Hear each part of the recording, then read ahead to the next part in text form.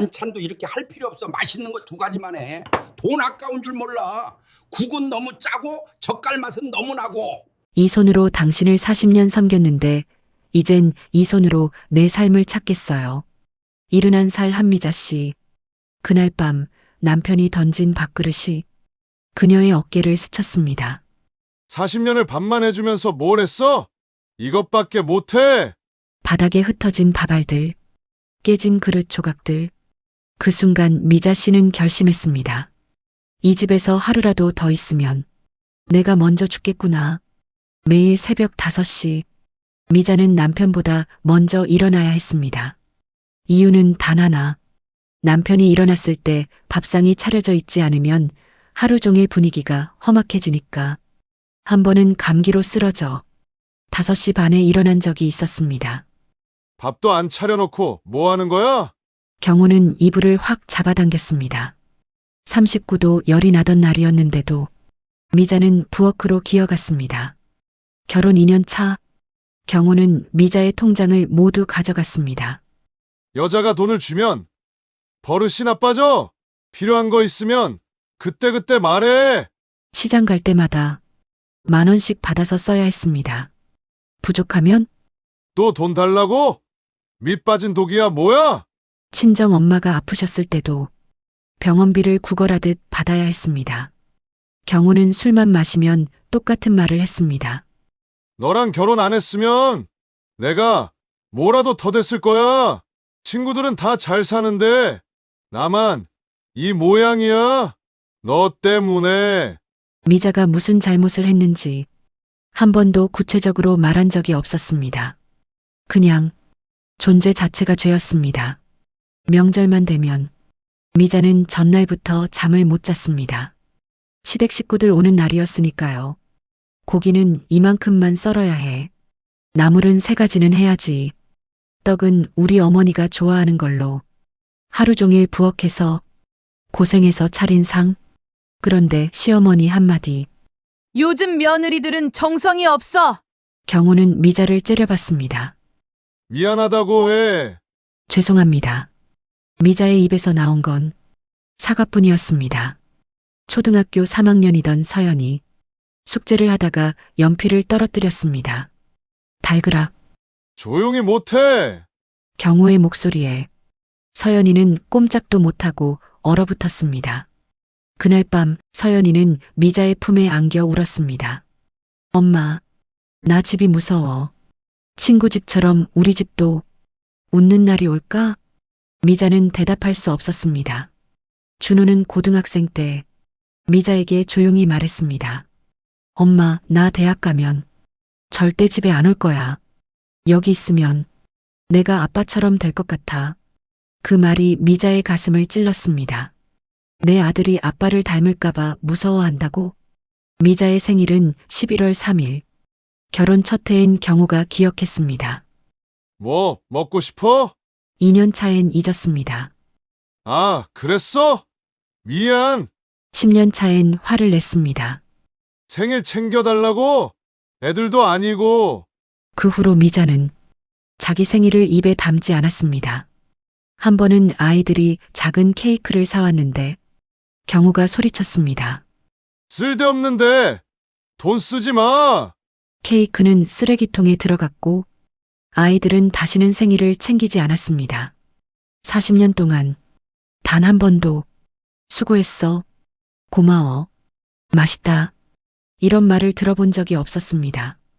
대신 들은 건 이런 말들. 이게 반찬이야? 국이 왜 이래? 밥이 설 익었어. 청소 이게 뭐야? 매일.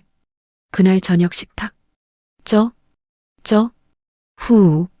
경호의 씹는 소리가 온 집안을 가득 채웠습니다. 미자의 손이 떨렸습니다. 조금만. 소리 좀 줄여서 먹어요. 경호가 젓가락을 내려놓았습니다. 뭐? 40년을 밥 해줬는데 먹는 소리 하나 못 줄여달라고 말도 못해요? 순간 경호가 밥그릇을 집어던졌습니다. 휘쾅. 그릇이 미자의 어깨를 스치고 벽에 부딪혔습니다. 40년을 밥만 해주면서 뭘 했어? 이것밖에 못해. 미자는 바닥에 흩어진 밥알을 보며 깨달았습니다. 아, 이 사람은 절대 안 변하는구나. 그럼 내가 떠나야겠구나. 결혼 생활 내내 미자는 조금씩 돈을 모았습니다. 시장 갈 때 1,000원씩, 명절 용돈 받은 건 몰래, 친정에서 받은 돈, 통장 잔액 432만 원. 많지 않지만 이게 전부였습니다. 서랍 깊숙이 어머니가 물려주신 바느질 도구가 있었습니다. 결혼 전 미자는 동네에서 손재주로 유명했습니다. 한복수선, 옷 만들기, 자수. 하지만 결혼 후 경우가 말했습니다. 그런 거 하지 마. 집안일이나 제대로 해. 그날부터 바늘을 잡지 못했습니다. 40년 만에 다시 꺼낸 바느질 도구, 녹슬었지만 아직 쓸 수 있었습니다. 서울 외곽 단칸방, 화장실도 좁고 곰팡이 냄새가 났습니다. 하지만 미자는 울었습니다. 이게 내 공간이라니. 벽에 달린 시계 소리, 냉장고 윙윙거리는 소리, 바람에 흔들리는 커튼, 모든 소리가 처음으로 평화로웠습니다. 그날 밤 미자는 생전 처음으로 TV를 마음껏 봤습니다. 드라마를 보다가 웃었습니다. 큰 소리로, 아, 내가 이렇게 웃을 수도 있었구나. 40년 만에 느낀 진짜 웃음이었습니다. 며칠 뒤 아들 준호와 딸 서연이 찾아왔습니다. 엄마, 갑자기 왜 이러는 거야? 미자는 대답했습니다. 너희 아빠가 엄마를 때렸어. 40년 동안 말이야. 준호가 한숨을 쉬었습니다. 그래도 이혼은 너무하잖아. 아버지 나이가 몇인데. 서연이 말했습니다. 엄마, 우리 생각도 좀 해.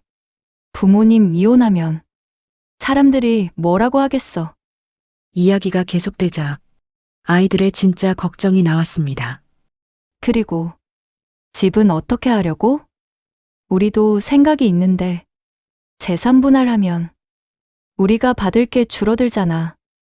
미자는 얼어붙었습니다. 40년을 키웠는데 결국 걱정하는 건 돈. 아이들이 돌아간 뒤 미자는 하염없이 울었습니다. 하지만 마음속으로 다짐했습니다.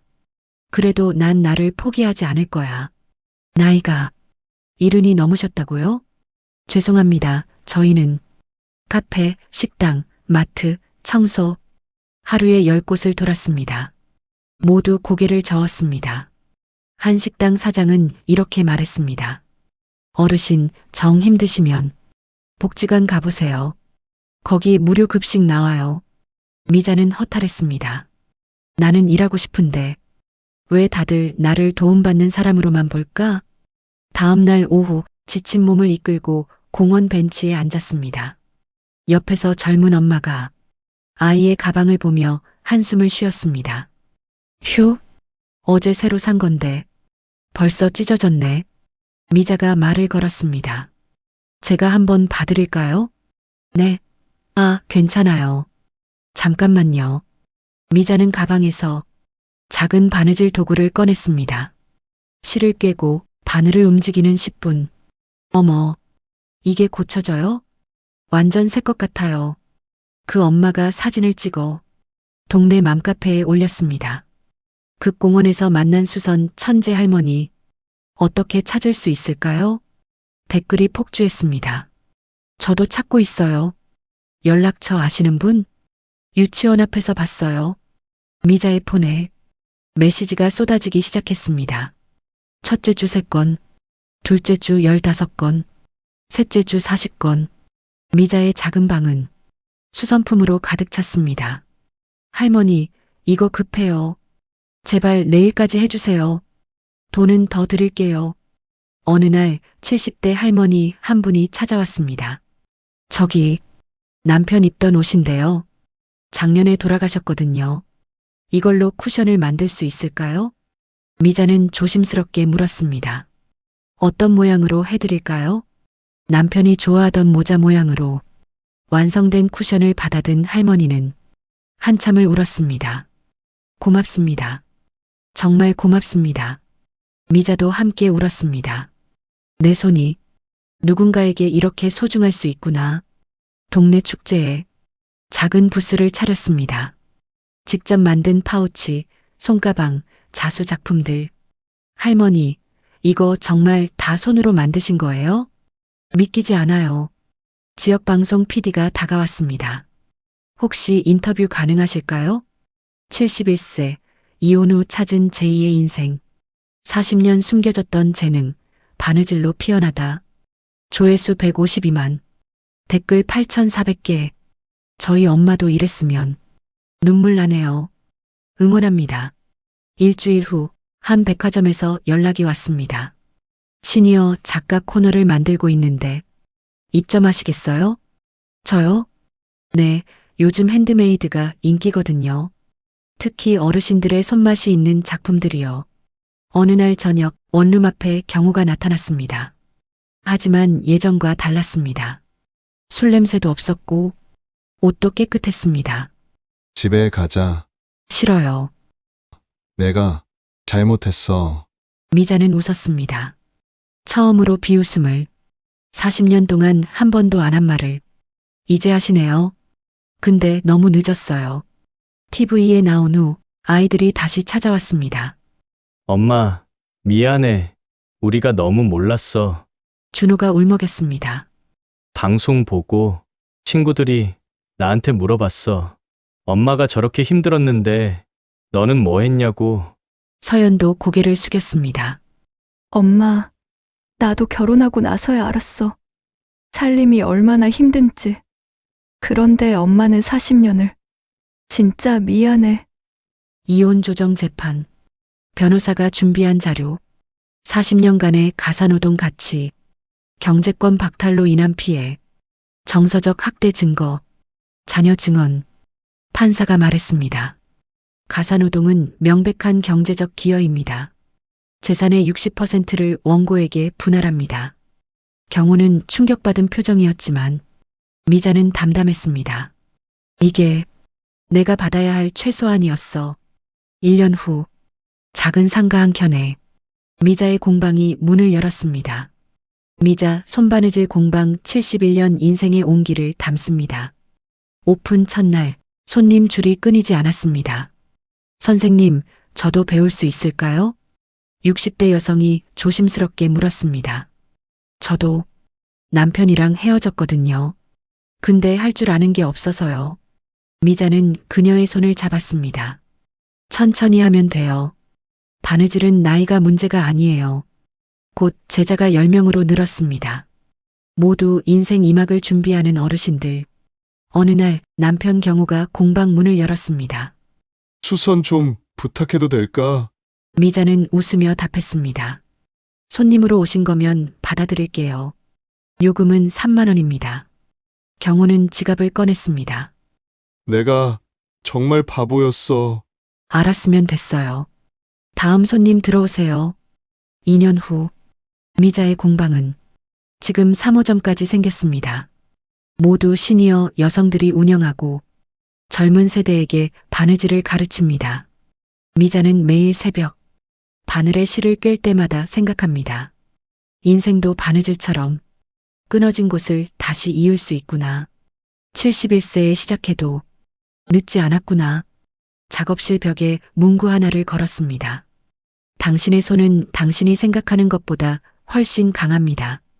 미자는 오늘도 바늘을 들고 새로운 하루를 시작합니다. 아직 할 일이 많으니까요. 현재 한미자 씨는 시니어 창업 멘토로도 활동 중이며 전국 70여 명의 어르신들에게 바느질과 인생 2막을 가르치고 있습니다. 나이는 숫자일 뿐 인생은 언제든 다시 시작할 수 있습니다. 여러분, 혹시 지금 힘드신가요? 나이 때문에 포기하고 계신가요?